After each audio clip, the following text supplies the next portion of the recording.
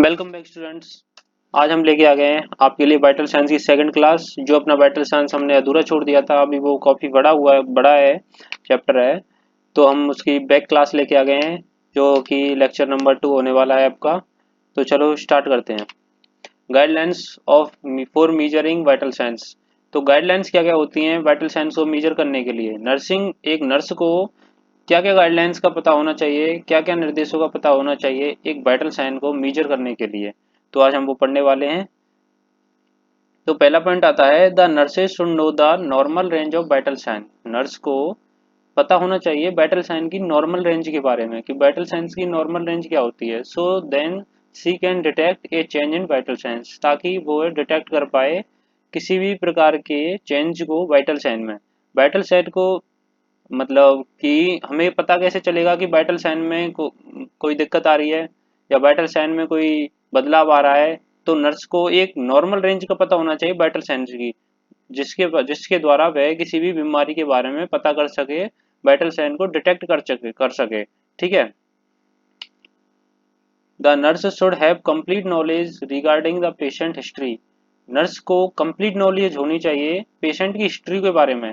Patient की history के से मतलब हुआ कि पेशेंट का पहले कौन सा ट्रीटमेंट चल रहा है, पेशेंट की पहले कौन सी दवाइयाँ चल रही हैं। तो पेशेंट की हिस्ट्री से मतलब ये नहीं उसके घर खानदान का पता करो। पेशेंट की हिस्ट्री से यहाँ पे मतलब है कि नर्स ने पहले किस डॉक्टर को दिखाया है, डॉक्टर की रिपोर्ट्स देखनी है हमें कि इसने पहले कौन कौन सी मेडिकेशंस दी हैं, पेशेंट को किस तरह का ट्रीटमेंट दिया गया है, इसके बारे में हमें पता करना है। ठीक है। Diagnosis and prescribe the medication, यही ये बताया था मैंने अभी, पेशेंट की मेडिकेशंस के बारे में पता करना है। ठीक है। तो नर्सेज को कंप्लीट नॉलेज होनी चाहिए पेशेंट की हिस्ट्री के बारे में। ठीक है। तो अगला पॉइंट आता है equipments and instruments use for assessing vital sign should be in functional state. जो आप वाइटल साइन लेते समय इक्विपमेंट्स और इंस्ट्रूमेंट्स का यूज करते हो या करने वाले हो, तो वो एक फंक्शनल स्टेट में होनी चाहिए। ये नहीं कि आप टेम्परेचर लेने गए, आपका थर्मामीटर खराब है या आपका थर्मामीटर गलत रीडिंग निकाल रहा है, तो ऐसा नहीं होना चाहिए। ठीक है। इक्विपमेंट्स और जो इंस्ट्रूमेंट्स आप वाइटल साइन लेने के लिए यूज कर रहे हो, वो फंक्शनल स्टेट में होने चाहिए, एकदम करंट, मतलब सही जो रीडिंग दिखाए वो इक्विपमेंट्स आपको यूज करने हैं। ठीक है। और इक्विपमेंट्स यूज करने से पहले उसको चेक करना चाहिए कि ये फंक्शनल स्टेट में है या नहीं है। Accurate and according the size and age of the patient.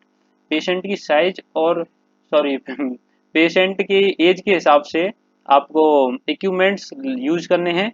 ये नहीं कि बच्चों में बहुत सारे इक्विपमेंट्स ऐसे आते हैं जो बच्चों में यूज करने के लिए अलग होते हैं और बड़ों में यूज करने के लिए अलग होते हैं। तो पेशेंट की एज के हिसाब से आपको इक्विपमेंट्स और इंस्ट्रूमेंट्स यूज करने हैं। ओके स्टूडेंट्स, आगे बढ़ते हैं। अगला पॉइंट आता है अपना मिनिमाइज और control the environmental factor and they affect the vital health. इस पॉइंट से मतलब है कि इन्वायरमेंटल कंडीशन के द्वारा जो पेशेंट इफेक्टिव हुआ है, यानी जैसे कोई पेशेंट अभी भाग के आ रहा है हॉस्पिटल और आपको उसकी ब्रीदिंग या रेस्पिरेशन लेनी है, और या आपको उसका टेम्परेचर लेना है, तो आपको उसका टेम्परेचर ऑब्वियसली बात है बढ़ा हुआ मिलेगा। जो बॉडी सरफेस का जो टेम्परेचर है वो ऑब्वियसली बढ़ा हुआ मिलेगा। तो इसलिए किसी भी पेशेंट का टेम्परेचर या वाइटल साइन लेते समय हमें ये चेक करना है कि वह किसी भी इन्वायरमेंटल फैक्टर के द्वारा अफेक्ट तो नहीं है। ठीक है। या कोई भी पेशेंट अगर हॉस्पिटल में बाहर से आ रहा है तो उसे पूछेंगे कि वो कोई एक्सरसाइज या कोई भी प्रक्रिया करके तो नहीं आ रहा है। तो इसलिए उसे पहले 10-15 मिनट आप बिठा दीजिए, फिर उसके वाइटल साइन चेक कीजिए। जिससे क्या होगा, एनवायरमेंटल फैक्टर जो भी उसे अफेक्ट किए होंगे वो नॉर्मल कंडीशन में आ जाएंगे। ठीक है सर।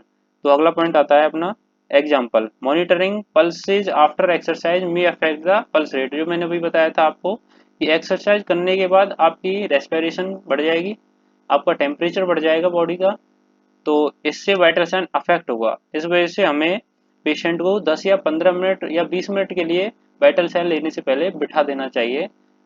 ठीक है।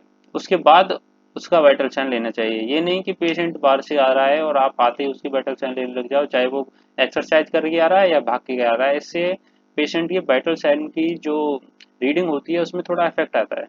ओके। नेक्स्ट पॉइंट आता है vital sign should be assessed in systematic manner to ensure accuracy. मैंने आपको बताया था वाइटल साइन को हम एक सिस्टमेटिक वे में लेते हैं। ठीक है। तो vital sign should be assessed in a systematic manner in assure accuracy. ठीक है, nurses verify any chance changes into the vital sign to normal parameters should the immediately information to the healthcare provider.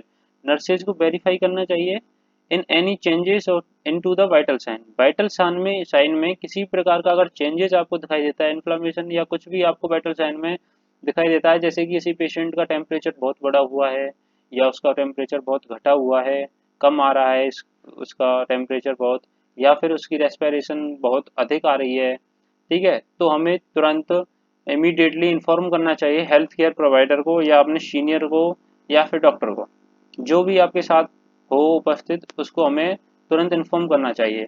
Okay, तो next आता है अपना temperature, body temperature.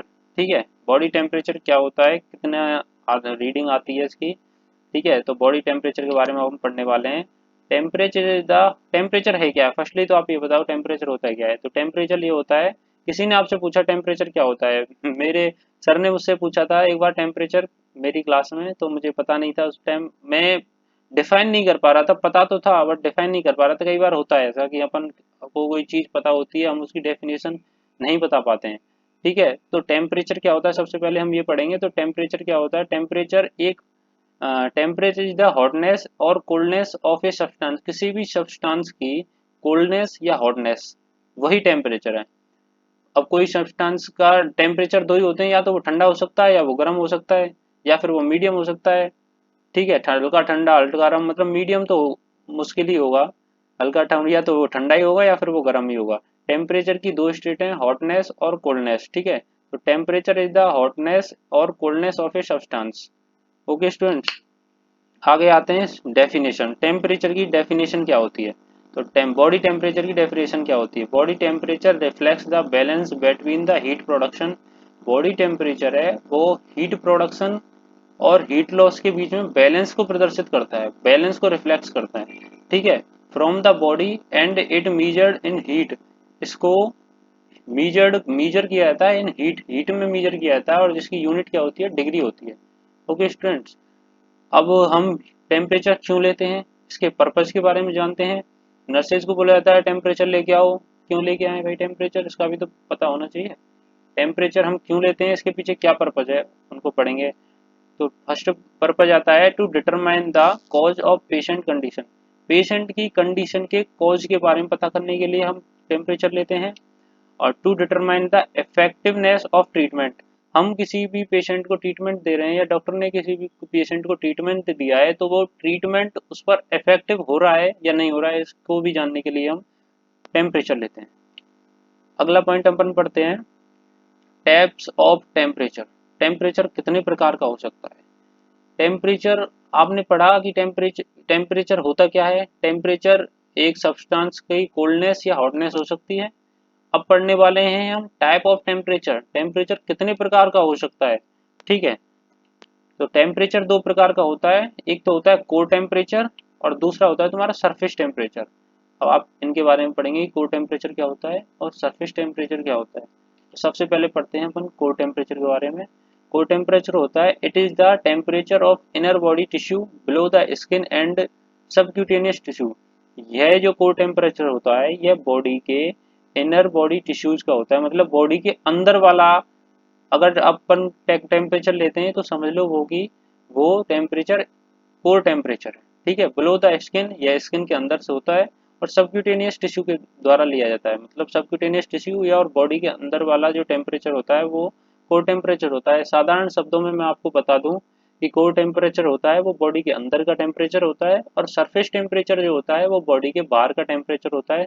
Core temperature को rectum से लिया जाता है और सरफेस टेम्परेचर को अधिकतर एक्जिला से लिया जाता है। ओके, तो site of measurement, core temperature की कौन कौन सी वे साइट्स हैं जहाँ से हम कोर टेम्परेचर को मेजरमेंट करते हैं। ओके, तो सबसे पहले हम हाँ कोर टेम्परेचर को रेक्टम से ले सकते हैं, टिम्पेनिक मेम्ब्रेन से ले सकते हैं, ईसोफेगस से ले सकते हैं, पल्मोनरी आर्टरी से ले सकते हैं और यूरिनरी ब्लैडर से ले सकते हैं। ठीक है, ये साइट्स हैं, sites of measuring core temperature, rectum, tympanic membrane, oesophagus, pulmonary artery और यूरिनरी ब्लैडर। इन इन तरीकों से हम को टेम्परेचर ले सकते हैं। सेकंड अपना आता है सरफेस टेम्परेचर।